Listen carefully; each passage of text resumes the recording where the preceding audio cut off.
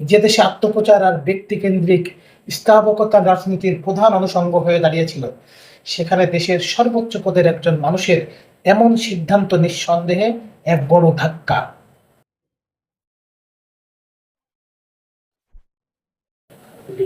আসসালামু আলাইকুম। এতদিন ধরে আমরা যা দেখে অভ্যস্ত ছিলাম তা কি শুধুই একটি নিয়ম ছিল, নাকি এক ধরনের অঘোষিত বাধ্যবাধকতা? একটি দেশের সরকারি উন্নয়ন, জনগণের টাকায় তৈরি বিলবোর্ড, ব্যানার কিংবা পোস্টার, সেখানে কার ছবি সবচেয়ে বড় করে দেখা যাবে? মাননীয় প্রধানমন্ত্রী কিংবা দায়িত্বপ্রাপ্ত মন্ত্রী মহোদয়?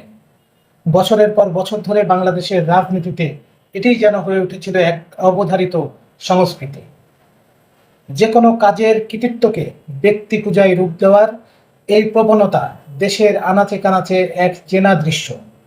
কিন্তু সময় বদলায়, আর সেই সাথে কখনো কখনো বদলে যায় চেনা সংস্কৃতির খোলনলচে। আজ আমরা কথা বলছি একটি ব্যতিক্রমী এবং যুগান্তকারী প্রজ্ঞাপন নিয়ে। বর্তমান প্রধানমন্ত্রী তারেক রহমান স্পষ্ট নির্দেশ দিয়েছেন, যে কোনো সরকারি বিলবোর্ড বা ব্যানারে তার নিজের ছবি ব্যবহার করে কোনো প্রচার প্রচারণা চালানো যাবে না।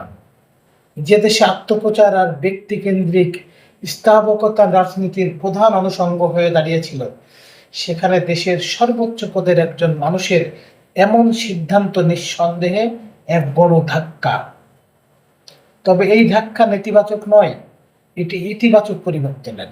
বিশ্লেষকরা বলছেন, এই একটি সিদ্ধান্তের মাধ্যমে দিয়েই প্রধানমন্ত্রী তারেক রহমান নিজেকে নয়, বরং দেশের অগ্রগতি ও প্রাতিষ্ঠানিক উন্নয়নকে সামনে নিয়ে আসতে চেয়েছেন।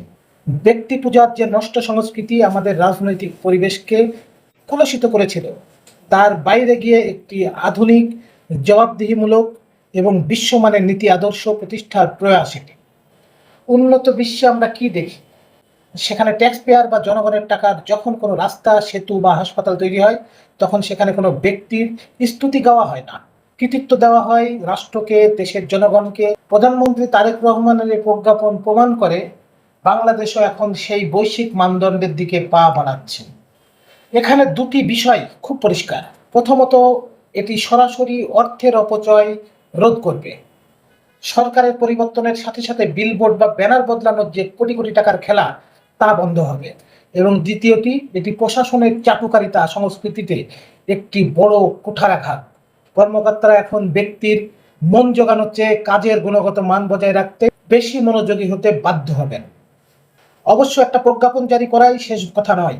তৃণমূল পর্যায়ে এই নির্দেশের শতভাগ বাস্তবায়ন নিশ্চিত করাই এখন আসল চ্যালেঞ্জ। তবে শুরুটা যেহেতু চমৎকার হয়েছে, তাই আশাবাদী হতে বাধা নেই। ব্যক্তি নয়, দিন শেষে দেশই বড়। রাজনীতির এই চিরন্তন সত্যটি যদি সত্যি সত্যি আমাদের বিলবোর্ড থেকে শুরু করে নীতি নির্ধারণী পর্যায়ে প্রতিফলিত হয়, তবেই গড়ে উঠবে এক নতুন, বৈষম্যহীন এবং আধুনিক বাংলাদেশ। আপনার কি মনে হয়, এই সিদ্ধান্ত কি বাংলাদেশের রাজনৈতিক সংস্কৃতিতে দীর্ঘমেয়াদী পরিবর্তন আনতে পারবে?